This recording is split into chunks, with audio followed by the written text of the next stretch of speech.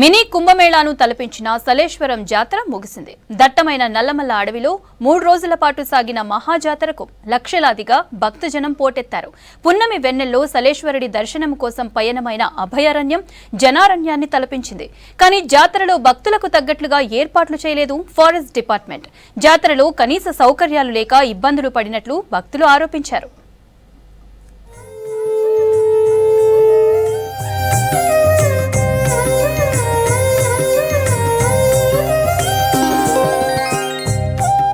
మూడు రోజుల పాటు వైభవంగా సాగిన సలేశ్వరం జాతర ముగిసింది. నల్లమల్ల అడవులు అనువనువు లింగమయ్య నామస్మరణతో మార్మోగింది.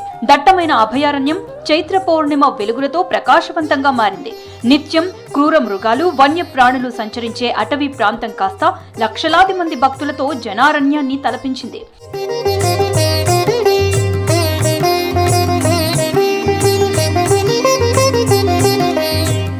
ఏడాదికి ఒక్కసారి మాత్రమే సలేశ్వరం జాతర దర్శన భాగ్యం దక్కుతుంది.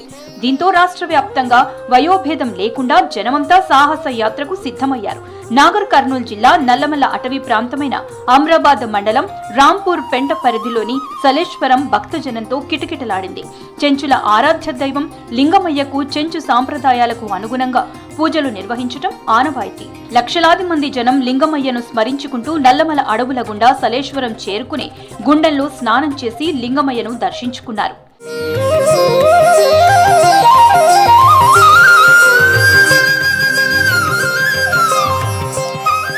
గతంలో 5 రోజుల పాటు నిర్వహించే సలేశ్వరం జాతరను 3 రోజులకు కుదించారు. దీంతో భక్తుల రద్దీ పెరిగింది. కానీ జాతరకు తగ్గట్టుగా ఏర్పాట్లు లేకపోవడంతో జనం ఇబ్బందులు పడ్డారు. ఈసారి ఒకే రోజు 4 లక్షల మందికి పైగా లింగమయ్యకు దర్శనానికి బారులు తీరారు. అడుగడుగునా ట్రాఫిక్ ఇబ్బందులు తలెత్తాయి. రాంపూర్ పేట నుంచి నడకదారిలో సాగే సాహస యాత్రలో జనం తాగునీటి కోసం తీవ్ర ఇబ్బందులు పడ్డారు. దారి పొడవునా వాహనాలు నిలిచిపోయాయి. ట్రాఫిక్ ని సరిదిద్దకపోగా టోల్ వసూళ్ల పేరుతో వాహనాలు గంటల కొద్దీ కిలోమీటర్ల మేర జామ్ అయ్యాయి. ఈ సలేశ్వరం ప్రతి సంవత్సరము అన్ని రాష్ట్రాల నుంచి నలుమూల నుంచి వందల నుంచి వేల నుంచి లక్షల సంఖ్యకు పెరిగిపోయినారు. కాబట్టి జన సంఖ్య కూడా ఎక్కువ పెరిగింది. ఈ 3 రోజులే అటవీ అధికారులు కేటాయించడం కూడా కొంచెం తొక్కిసలాటకు ఒత్తిడి ఎక్కువ అవుతుంది ప్రజల్లో. కాబట్టి ఇది కనీసం ప్రతి సంవత్సరం 5 రోజుల కింద ప్రకటిస్తే బాగుంటుందని కోరుకుంటున్నాను. సలేశ్వరం జాతర చివరి రోజు కావడంతో భారీగా భక్తులు తరలివచ్చారు. సలేశ్వరం లోయలో లింగమయ్య దర్శనం కోసం బారులు తీరిన జనానికి అడుగడుగునా సమస్యలు ఎదురయ్యాయి. ఈసారి అంచనాలకు మించి సలేశ్వరం జాతరకు వచ్చిన భక్తులకు ఊహించని పరిణామాలు ఎదురయ్యాయి. ఫరహాబాద్ చౌరస్తా నుంచి రాంపూర్ పెంట వరకు భారీగా ట్రాఫిక్ జామ్ అయింది. ట్రెక్కింగ్ మొదలయ్యే ప్రాంతం నుంచి లోయ చివరి వరకు నడకదారిలో తాగునీటి కోసం జనం తీవ్ర ఇబ్బందులు పడ్డారు. మా తాత ముత్తాతలను కూడా ఈ జాతర గురించి చాలా గొప్ప చెప్పేవారు. అప్పుడు మా తాత ముత్తాతలు అప్పుడు వస్తున్నాం లింగమయ్య అని పిలుచుకుంటూ వెళ్తుంటే రండి అని చెప్పి రీసౌండ్ వచ్చిందని చెప్పి పెద్దలు చెప్పేవాళ్ళు. అలాగే తిరిగి వచ్చినప్పుడు కూడా వెళ్ళొస్తాను లింగమయ్య అంటే కూడా వెళ్ళిరండి అని చెప్పి మాకు కొండలకెళ్ళి గుహలకెళ్ళి వచ్చేది రీసౌండ్ అని చెప్పేవాళ్ళు. చివరి రోజు పౌర్ణమి కాబట్టి భక్తులు ఎక్కువగా వస్తారు. గుండంలో స్నానం చేస్తే తమ పాపాలు తొలగి తమ జీవితాలు తమ కష్టాలు తొలుగుతాయని చెప్పి భక్తులు ప్రగాఢంగా నమ్ముతారు. అక్కడే గుండంలో స్నానం చేసుకుని మా చెంచులందరూ తరించి అక్కడి నుంచి తిరిగి ప్రయాణమవుతారు. ఈ సలేశ్వర క్షేత్రం లోపల శివయ్యను దర్శించుకోవడం అనేటువంటిది సాక్షాత్ అమర్నాథ్ లోపల ఉన్నటువంటి మంచు శివలింగాన్ని దర్శించుకున్నటువంటి పుణ్య ఫలితం అనేటువంటిది భక్తుల యొక్క విశ్వాసము. లక్షలాది మంది భక్తులు ఉన్నటువంటిది సందర్భం. అటవీ శాఖాధికారులు కూడా కావలసినటువంటి సౌకర్యాలను సమకూరుస్తూ ఈ విశ్వాసాలను గౌరవించాలని చెప్పి కోరుతూ సలేశ్వరం జాతరకు వెళ్లే భక్తులకు సౌకర్యాలు కల్పించకపోగా మెయింటెనెన్స్ పేరుతో అడ్డగోలుగా ఫారెస్ట్ అధికారులు టోల్ వసూలు చేయడం విమర్శలకు తావిచ్చింది. బైకులకు 100 రూపాయలు, కార్లకు 500 రూపాయలు, మినీ లారీలకు 1000 రూపాయల చొప్పున ఫారెస్ట్ అధికారులు టోల్ వసూలు చేశారు. జాతరకు వచ్చే భక్తులను నిలువు దోపిడీ చేశారు. సలేశ్వరం జాతరకు వచ్చే భక్తులకు సరైన సౌకర్యాలు కల్పించడంలో అటవీ శాఖ పూర్తిగా విఫలమైందన్న విమర్శలొచ్చాయి.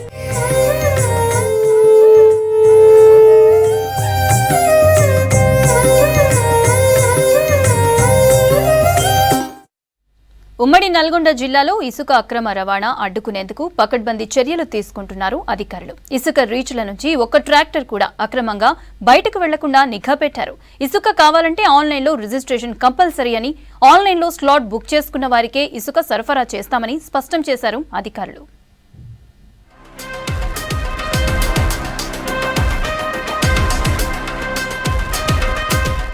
ఉమ్మడి నల్గొండ జిల్లాలో అక్రమ ఇసుక రవాణాపై ఉక్కుపాదం మోపుతున్నారు అధికారులు. ఇసుక దోపిడీ జరగకుండా పకడ్బందీ చర్యలు చేపడుతున్నారు.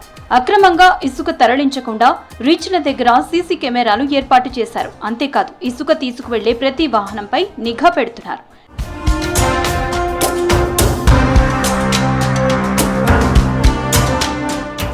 మూసీ పరివాహక ప్రాంతాల్లో ఇసుక రవాణాపై స్పెషల్ ఫోకస్ పెట్టారు అధికారులు. గతంలో ఇక్కడి నుంచి హైదరాబాద్ సహా ఇతర ప్రాంతాలకు పెద్ద మొత్తంలో ఇసుక అక్రమంగా తరలి వెళ్లేది. లారీలు భారీ మొత్తంలో ఇసుక తీసుకువెళ్లేవాళ్లు. ఇసుక అక్రమ రవాణా ద్వారా కోట్లలో ప్రభుత్వ ఆదాయానికి నష్టం వాటిల్లింది. ఆయా లారీలకు నెలవారీ మామూలు వసూలు చేసేవారని తేలింది. ప్రజాప్రతినిధులు, అధికారుల కనుసన్నల్లోనే ఇసుక అక్రమ రవాణా జరిగేదని ఆరోపణలున్నాయి.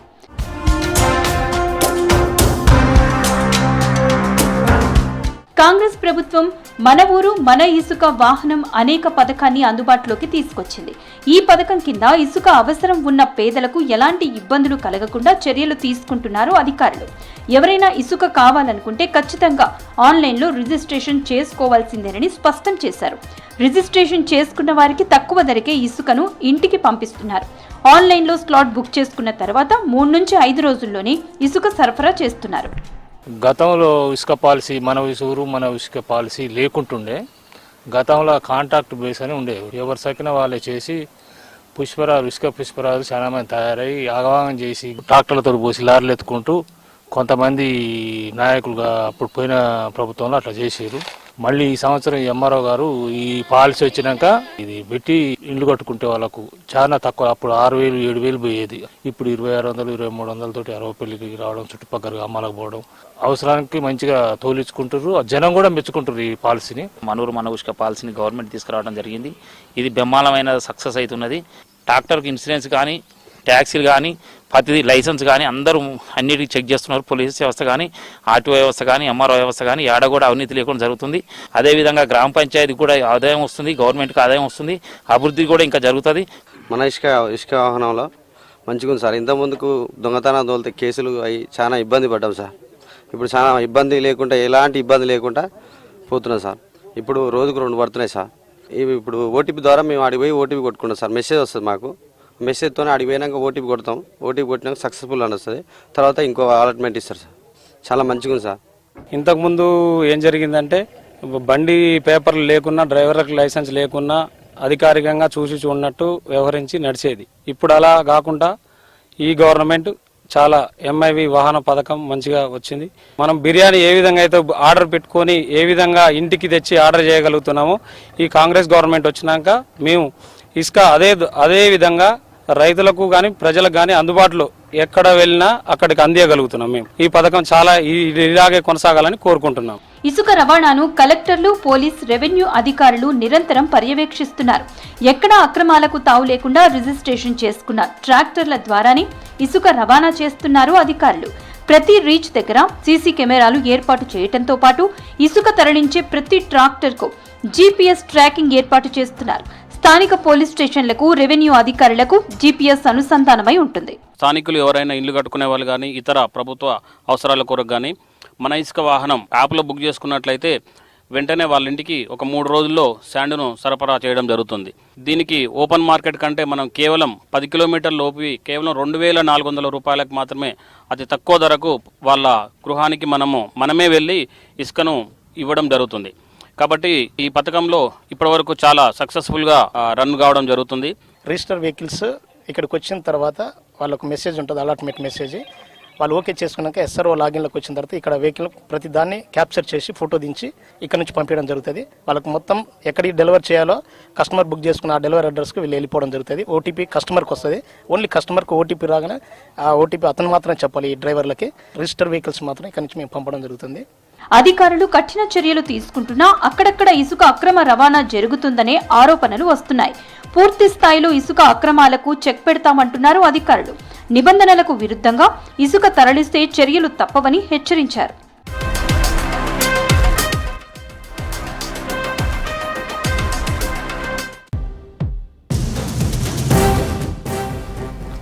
జనగామ జిల్లాలో వర్షం బీభత్సం సృష్టించింది. జిల్లాలో పలుచోట్ల ఈదురుగాలులతో భారీ వడగండ్ల వాన పడింది. జనగామ వ్యవసాయ మార్కెట్ యార్డ్లో వర్షానికి ధాన్యం తడిసిపోయింది. కొన్ని చోట్ల వర్షపు నీటిలో ధాన్యం కొట్టుకుపోయింది. జనగామ, లింగాల గణపురం, రఘునాథపల్లి, దేవరుప్పల మండలాల్లో కురిసిన వర్షానికి వరి, మామిడి రైతులకు తీవ్ర నష్టం జరిగినట్లు తెలుస్తోంది. పలుచోట్ల రహదారులపై చెట్లు నేలకు రాలాయి. అకాల వర్షం నిండా ముంచిందని ఆవేదన వ్యక్తం చేస్తున్నారు రైతులు. ఉమ్మడి వరంగల్ జిల్లాలో వర్షాలకు సంబంధించి డీటెయిల్స్ కృష్ణమోహన్ అందిస్తారు. కృష్ణమోహన్, వర్షాల ప్రభావం ఎలా ఉంది? వరంగల్ ఉమ్మడి జిల్లా అనేక ప్రాంతాలలో కూడా అకాల వర్షాలు కురుస్తున్నాయి. అయితే జనగామ జిల్లాలో దీని ప్రభావం చాలా ఎక్కువగా కనిపిస్తుందని చెప్పొచ్చు. కొద్దిసేపటి క్రితమే ఒక్కసారిగా ఉరుములు మెరుపులతో కూడినటువంటి భారీ వర్షం కురుస్తుంది. కొన్ని చోట్ల ఇంకా వర్షం కురుస్తుంది. వడగళ్ల వాన పడింది. భారీ వర్షాల నేపథ్యంలో చాలా చోట్ల రహదారులపైనే చెట్లు పడిపోయాయి. దీంతో రాకపోకలకు ఇబ్బంది ఏర్పడుతుంది. ప్రధానంగా కూడా ధాన్యం, వరి ధాన్యానికి సంబంధించినటువంటి పంట పైన, వరి పంట పైన ఎక్కువ నష్టం వాటిల్తుందని చెప్పొచ్చు. ఇప్పటికే జనగామ మార్కెట్ కు ధాన్యం విక్రయానికి పెద్ద ఎత్తున రైతులు తీసుకొచ్చారు. ఈ రోజు హాలిడే, రేపు కూడా హాలిడే. అయితే తేమ ఉండడంతో చాలా మంది రైతులు ధాన్యం ఆరబోసుకున్నారు.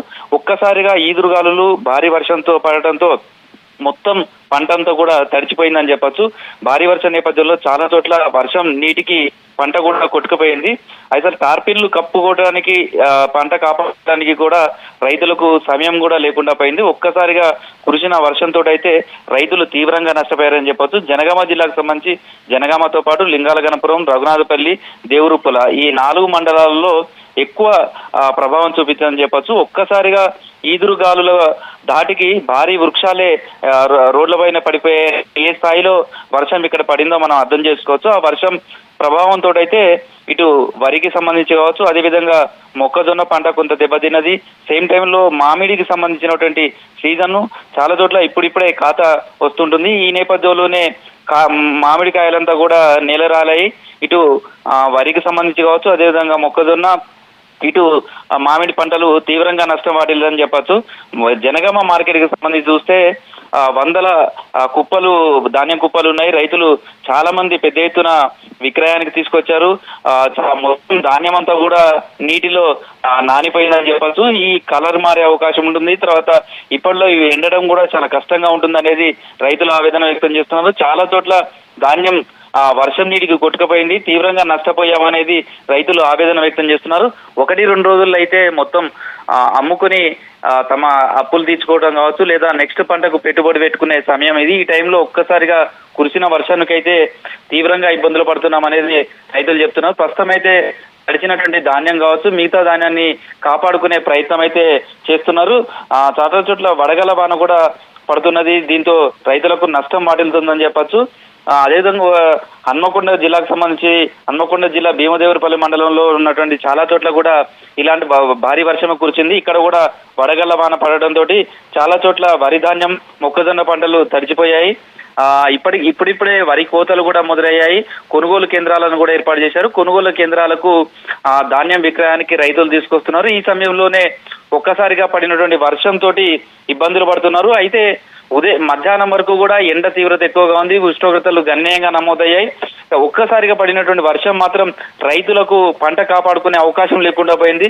టాల్పిన్ కవర్లు కొంతమందికి అందుబాటులో ఉన్నప్పటికీ కూడా ఆ కవర్లను ధాన్యం పంట పైన కప్పి కాపాడుకునే ప్రయత్నం చేయడానికి కూడా అవకాశం లేకుండా పోయింది. దీంతో ధాన్యం మొత్తం కూడా తడిచిపోవడం, చాలా చోట్ల కొట్టుకుపోయినటువంటి పరిస్థితి కనిపిస్తుంది. ఉత్తర తెలంగాణ మొత్తం కూడా ఈ వర్ష ప్రభావం కనిపిస్తుందని చెప్పవచ్చు. ఆసిఫాబాద్ జిల్లాలో కావచ్చు, అదేవిధంగా కొమరం భీం జిల్లాలో సంబంధించి కాగజ్ నగర్ లో కావచ్చు, ఇలా అనేక ప్రాంతాలలో కూడా భారీ వర్షం కురుస్తుంది. కొన్ని చోట్ల రోడ్లపైనే నీళ్లు జలమయమైనటువంటి పరిస్థితి కనిపిస్తుంది. ప్రధానంగా వర్షంతో ఏమో వరి పంట పైన ప్రభావం చూపిస్తే, వడగళ్ల వాననేమో మామిడి పంట పైన ఎక్కువ ప్రభావం చూపిస్తుంది అని చెప్పొచ్చు. ఈ 2 పంటలు అయితే ఇప్పుడు చేతికొచ్చే దశ. దీంతో రైతులు తీవ్రంగా ఇబ్బందులు పడుతున్నారు. తడిచిన ధాన్యం ప్రభుత్వం కొనుగోలు చేయాలి అనేది వాళ్ళు కోరుకుంటున్నారు. ప్రస్తుతం అయితే గత 4-5 రోజులుగా చూస్తే, 4-5 రోజుల క్రితం కూడా ఇలాంటి వర్షం పడుతుండటంతో ములుగు జిల్లాలో భారీ నష్టం వాటిల్లింది. అక్కడ మంత్రి సీతక్క కూడా పర్యటించారు. మళ్ళీ ఇవాళ చూస్తే వరంగల్ ఉమ్మడి జిల్లా వ్యాప్తంగా కావచ్చు, ఇటు జనగామ, అటు హన్మకొండ కావచ్చు, మరికొన్ని ప్రాంతాలలో కూడా ఒక్కసారిగా వాతావరణం మారిపోయింది. ఉదయం అంతా కూడా ఎండ తీవ్రత ఉంది. సాయంత్రం అయ్యేసరికి ఒక్కసారిగా అకాల వర్షం, ఒక భిన్నమైనటువంటి వాతావరణం కూడా కనిపించిందని చెప్పొచ్చు. ఈ వర్షాల నేపథ్యంలో అయితే రైతులకు తీవ్రమైనటువంటి నష్టం వాటిల్లింది. మరో 2-3 రోజుల పాటు కూడా వర్షాలు పడే అవకాశం ఉంటుందనేది వాతావరణ శాఖ చెప్తున్న నేపథ్యంలో రైతులలో మాత్రం ఆందోళన వ్యక్తమవుతుందని చెప్పొచ్చు మౌనిక. యాసంగి వడ్ల కొనుగోళ్లలో ఎలాంటి అక్రమాలు జరగకుండా సివిల్ సప్లైస్ శాఖ అలర్ట్ అయింది. వేరే ప్రాంతాల వడ్లను లోకల్గా చూపించేందుకు మిల్లర్లు చేసే ప్రయత్నాలకు అడ్డుకట్ట వేస్తుంది. గతంలో మాదిరిగా దొంగ ట్రక్ షీట్లు రాసి గోల్మాల్ చేసేందుకు వీలు లేకుండా ఈసారి నోట్ క్యామ్ యాప్ని తీసుకొచ్చింది.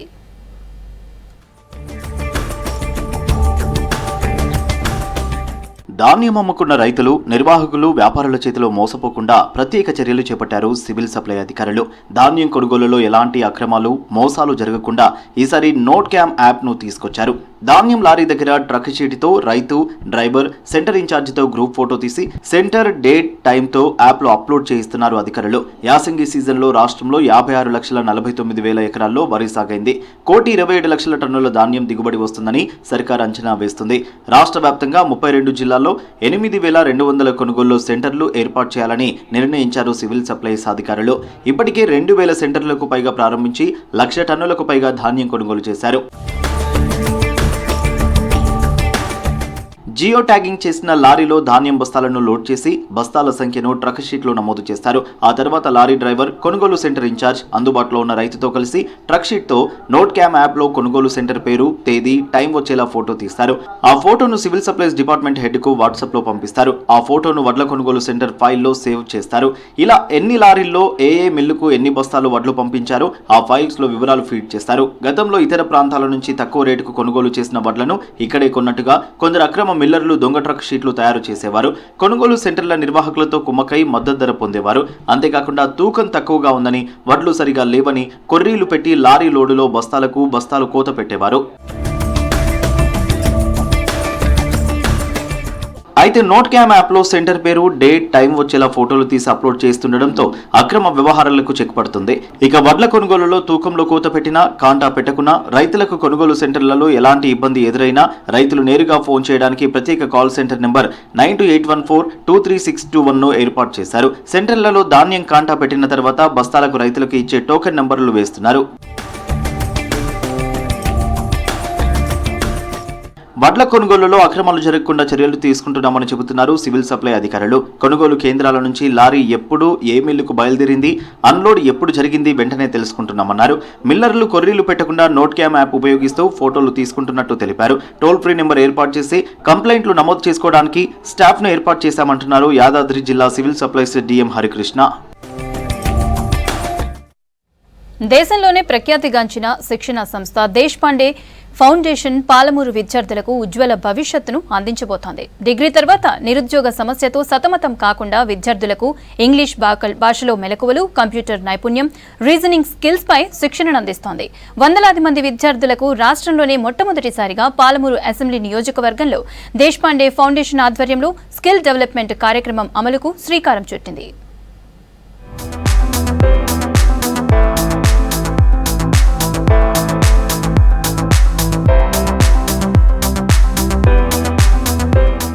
పాలమూరు ప్రభుత్వ కాలేజీల విద్యార్థులు ప్రపంచంతో పోటీ పడేలా వినూత్న కార్యక్రమాలకు శ్రీకారం చుడుతున్నారు MLA NM Srinivas Reddy. Degree విద్యార్థుల ఉజ్వల భవిష్యత్తుకు బాటలు వేసేలా స్కిల్ డెవలప్మెంట్ లో శిక్షణ కార్యక్రమం చేపడుతున్నారు. ఇందులో భాగంగా దేశంలోని ప్రఖ్యాతిగాంచిన శిక్షణ సంస్థ దేశపాండే ఫౌండేషన్ ఇంగ్లీష్ భాషలో మెలకువలు, కంప్యూటర్ నైపుణ్యం, రీజనింగ్ స్కిల్స్ పై విద్యార్థులకు శిక్షణ ఇవ్వనుంది. పైలట్ బ్యాచ్ గా 2 ప్రభుత్వ డిగ్రీ కాలేజీల్లో చదువుతున్న 500 మంది విద్యార్థులకు స్కిల్ డెవలప్మెంట్ శిక్షణ ఇస్తున్నారు. గవర్నమెంట్ ఉమెన్స్ జూనియర్ కాలేజ్లో చదువుతున్నాను. అండ్ దేశపాండే ఫౌండేషన్ వాళ్ళు నన్ను సెలెక్ట్ చేస్తారు. ఇంటర్వ్యూ వచ్చాను అండ్ నాకు నమ్మకం ఉంది దీంట్లో ఖచ్చితంగా జాబ్ వస్తుంది అని. అండ్ వాళ్ళు ఇంటర్వ్యూస్ ఎలా అటెండ్ అవ్వాలి అండ్ కంప్యూటర్ స్కిల్స్ గురించి వాళ్ళని నేర్పిస్తారు అన్నారు. So I'm grateful to this. ఈ ప్రోగ్రామ్ కండక్ట్ చేసినందుకు ఎస్పెషల్లీ మా డిస్ట్రిక్ట్ ఎమ్మెల్యే సార్కి థ్యాంక్ యూ సో మచ్. నా పేరు అశ్విని. నేను ఎన్టీఆర్ డిగ్రీ కాలేజ్లో ఎంపీసీఎస్ ఫైనల్ ఇయర్ చదువుతున్నాను. మన ఎమ్మెల్యే సార్ శ్రీనివాస్ రెడ్డి గారు మన కాలేజ్ కోసం దేశపాండే ఫౌండేషన్తో కొలాబరేట్ అయ్యి మా కోసం స్కిల్ ఎన్హాన్స్మెంట్ ప్రోగ్రామ్ని మా కాలేజ్కి తీసుకొచ్చారు. దాన్ని మాకు అందించినందుకు ఎమ్మెల్యే సార్కి కృతజ్ఞతలు చెప్తున్నాము. డిగ్రీ అయిపోగానే కొందరికి ఏం చేయాలో తెలియదు, కానీ వీళ్ళు స్కిల్స్ నేర్పించడం వలన మనకు తర్వాత సెటిల్ కావడానికి మంచి అవకాశం ఉంది. As MLA sir have attended the meeting in Karnataka and collaborated with Deshpande team. So the Deshpande Foundation have came to our college and conducted a workshop, and I am the very luckiest student that to get selected in our college. They have selected 40 members. The interview was also very smooth and professional, and the interview also had a very thoughtful and relevant questions, and I have selected in that, and I am very happy to join in the Deshpande Foundation and to learn more skills. Abdul Kalam స్ఫూర్తితో dream big think big మాదిరిగా ఆలోచనలను విస్తృతపరుచుకుని యువత ముందడుగు సాధించేలా ఈ skill development programme దోహదపడుతోంది. Karnataka రాష్ట్రం హుబ్లీలో Deshpande foundation యువతకు ఉజ్వల భవిష్యత్తును అందించింది. అదే స్ఫూర్తితో తెలంగాణలో మొదటిసారిగా మహబూబ్ నగర్ నియోజకవర్గంలో స్కిల్ డెవలప్మెంట్ ప్రోగ్రాంకు అంకురార్పణ జరిగింది. నేను దేశపాండే ఫౌండేషన్ కాకతీయ సన్బాక్స్లో మేనేజర్గా వర్క్ చేస్తాను. దీని యొక్క ముఖ్య ఉద్దేశం ఏందనగా ఈ రోజులో చాలామంది స్టూడెంట్స్ డిగ్రీలు కానీ ఎంబీఏలు కానీ ఎంసీలు కానీ పీజీలు చేస్తున్నారు. బట్ అన్ఎంప్లాయ్మెంట్ అనేది చాలా ఎక్కువైపోయింది, ఎందుకంటే స్కిల్ గ్యాప్ అనేది చాలా ఉంది. So if look at in మరి తెలంగాణ చూసినట్టయితే మనకేం లేదన్నా ఒక 1100+ డిగ్రీ కాలేజెస్ ఉన్నాయి. అందులో ఈచ్ అండ్ ఎవ్రీ ఇయర్ ఒక 1 lakh+ students they are getting graduate pass అవుతున్నారు. బట్ ఒక హార్డ్లీ ఒక 10 to 12% స్టూడెంట్స్ మాత్రమే వాళ్ళకి జాబ్స్ అనేవి కానీ ప్లేస్మెంట్స్ కానీ అనేవి వస్తున్నాయి. బట్ ఈ దేశపాండే ఫౌండేషన్ తరపున కాకతీయ సన్బాక్స్ తరపున ఒక 2 to 5% స్టూడెంట్స్కి దీనివల్ల ఒక ఉద్యోగ అవకాశాలు ఇప్పించాలనే ఉద్దేశంతోనే మనము ఈ ప్రోగ్రామ్ అనేది స్టార్ట్ చేయడం జరిగింది. ఆయా రంగాల్లో నిష్ణాతులైన బృందంతో శిక్షణ కార్యక్రమం ముందుకు సాగుతోంది. ఈ శిక్షణ ద్వారా డిగ్రీ పూర్తి చేసిన వెంటనే విద్యార్థులు ఏదైనా సంస్థలో ఉద్యోగ అవకాశాలు పొందేలా దేశపాండే ఫౌండేషన్ కృషి చేస్తోంది. They have taken me around the campus. It's a wonderful campus, and I want that type of campus to be built in Mahbub Nagar. I don't know, if God willing it will be done. They have come all the way from Hubli to train you people. We may have several courses, but their course is a very special course. After going home, you can Google Deshpande Foundation. This foundation has been started by Guru Raj Deshpande. You know who Guru Raj Deshpande is? Narayana Murthy. Guru Narayana Murthy's wife, you know, Sudha Murthy's sister's husband is Guru Raj Deshpande. So this Narayana Murthy sir also is supporting this foundation. Mahabub నగర్లోని NTR MVS degree కళాశాలల్లో ప్రయోగాత్మకంగా skill development programme అమలు చేస్తోంది Deshpande foundation. విద్యార్థులకు అన్ని వసతులు కల్పిస్తూ వారిపై ఆర్థిక భారం పడకుండా సొంత ఖర్చులతో శిక్షణ ఇస్తుంది. ఫౌండేషన్ బృందం సభ్యులు ప్రవీణ్, శేఖర్, మురళీమోహన్ ఆధ్వర్యంలో ట్రైనింగ్ ఉంటుంది. మా కళాశాలకు దేశపాండే ఫౌండేషన్ ఆధ్వర్యంలో స్కిల్ ఎన్హాన్స్మెంట్స్ కోర్స్ని ప్రారంభించినందుకు దేశపాండే ఫౌండేషన్ సంస్థ వారికి కళాశాల తరపున ప్రత్యేకంగా ధన్యవాదాలు. ఎందుకంటే ప్రభుత్వ డిగ్రీ కళాశాలలో విద్యను అభ్యసిస్తున్న విద్యార్థులు, ముఖ్యంగా పేద విద్యార్థులు ఈ కళాశాలలో చదువుకుంటున్నారు.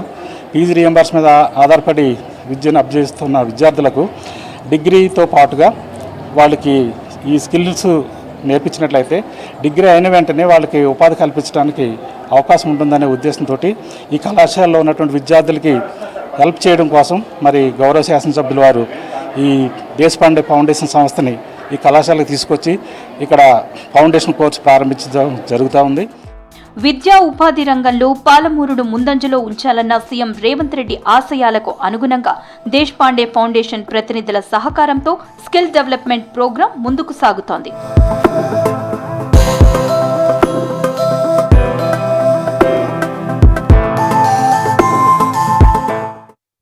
నాగర్ కర్నూలు జిల్లా కొల్లాపూర్లో మ్యాంగో మార్కెట్ ఏర్పాటు చేయాలని డిమాండ్ చేస్తున్నారు రైతులు.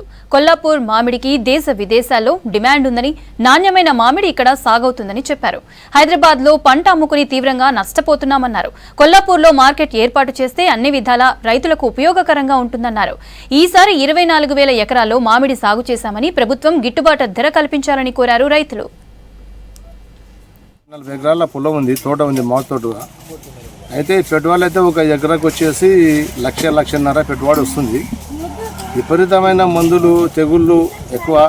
ఈ తెగుళ్ళు కరోనా వచ్చిన కాడ నుంచి మామిడి చెట్లకు ఏమొచ్చిందో ఇక్కడ తెగుళ్ళు ఎక్కువ వచ్చినాయి. మనుషులకు వచ్చిన కరోనా ఇప్పుడు మామిడి చెట్లకు వచ్చింది. ఈ కరోనా తెగుల నుంచి తెగుళ్ళకు మందులు కొట్టి మందులకే మొత్తం పైసలన్నీ అయిపోతున్నాయి. ఈ మందులు ఎంత కొట్టినా ఉడక మామిడికాయ అనేది కరెక్ట్గా పంట రావడం లేదు, చెట్టు పంట రావడం లేదు, కాయ ఉడక నాణ్యత అనేది తగ్గిపోయింది కరోనా వచ్చిన కాడ నుండి. రైతులు నష్టపోతున్నాడు. ఈ మామిడి తోటలు నష్టపోయి రైతులు మొత్తం మామిడి చెట్లను పంట వస్తలేదని చెప్పి కొంతమంది రైతులు చెట్లను కట్ చేస్తున్నారు. కట్ చేసి మొత్తం తోటలు పీకేస్తున్నారు. అయితే ఈ కొంతమంది రైతులు ఇంకా చూద్దాం ఈ సంవత్సరంతో ముందు చూద్దాం అన్నట్టుగా వాళ్ళు తిప్పలు పడుతున్నారు, కష్టపడుతున్నారు, చేస్తున్నారు. మందులు కొట్టి లక్షల రూపాయల మందులు కొట్టిన రైతు కొంచెం మంచిగా ఉన్నాయి. కొట్టిన రైతు తేనె మంచు పురుగు అది వచ్చి మంగు చేసి రేటు కాయ కొంచెం డౌన్ పోయింది.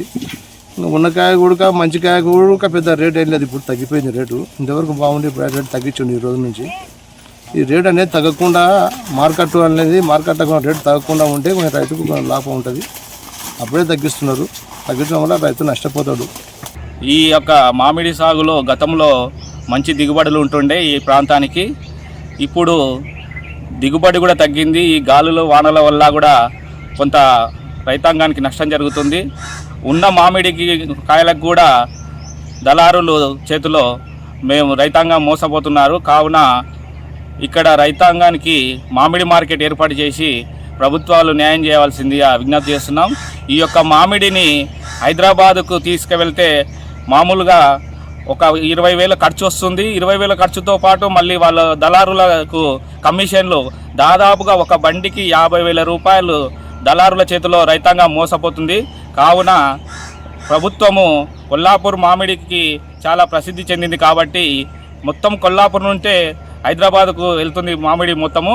కావున కొల్లాపూర్ ప్రాంతంలోనే మార్కెట్ పెట్టి రైతాంగాన్ని ఆదుకోవాల్సిందిగా విజ్ఞప్తి చేస్తున్నాం ప్రభుత్వానికి. అయితే నవంబర్ డిసెంబర్ మాసంలో వచ్చే పూతల నుంచి మేము సరైన పిచికారీ చేసుకుంటూ వస్తున్నాం. అయితే నాయన మందులు లేక మేము ఇబ్బంది పడుతున్నాం. సరైన తెగులకు సరైన మందులు లేక చాలా ఆపసోపాలు పడుతున్నాం. ఇంకోటి అన్ని కష్టాలు పడి మేము అప్పులు చేసి రైతులతో పెట్టుబడులు పెట్టి అన్నీ చేస్తే సరైన మార్కెట్ ధర లేదు, మార్కెట్ సౌకర్యం లేదు. కొల్లాపూర్ మామిడికి ప్రసిద్ధి. అటువంటి కొల్లాపూర్ మామిడికాయను మేము బాటసింగారం మార్కెట్కు పోతున్నాం. ఆడ కమిషన్ల ఏజెంట్ల బారిన పడి వాళ్ళు చెప్పిన ధరకే మేము సరుకు అన్నీ ఇచ్చేసి వస్తున్నాం. కాబట్టి ఇటువంటివన్నీ దృష్టిలో పెట్టుకుంటే ప్రభుత్వం కొల్లాపూర్లో మామిడి మార్కెట్కు ఏర్పాటు చేయాలి. ఇంకోటి సరైన మందులు అనే దాని అయినప్పుడు దృష్టి పెట్టాలి. ఇప్పుడు ఈ వర్షాలు వడగండ్ల పడినప్పుడు సరైన పెద్ద మొత్తంలో నష్టం జరుగుతుంది. కాబట్టి ఎటు తిరిగి రైతే నష్టపోతున్నాంలే కానీ ప్రభుత్వం నుంచి అయితే ఎటువంటి దృష్టి అనేది కల్పిస్తలేరు. ఎంతసేపు ఉన్న ఉపన్యాసాలలోనే జరుగుతుందిలే కానీ వ్యాపారకులైనా ఏడేసిన గొంగడి అట్లనే ఉంది. మాకు సరైన న్యాయం జరుగుతలేదు. కొంచెం ప్రభుత్వం ఇప్పటికీ సగం సీజన్ స్టార్ట్ అయింది. ఇంకా మే వరకు కొల్లాపూర్ జూన్ 1st వీక్ వరకు కొల్లాపూర్ సరుకుంటుంది.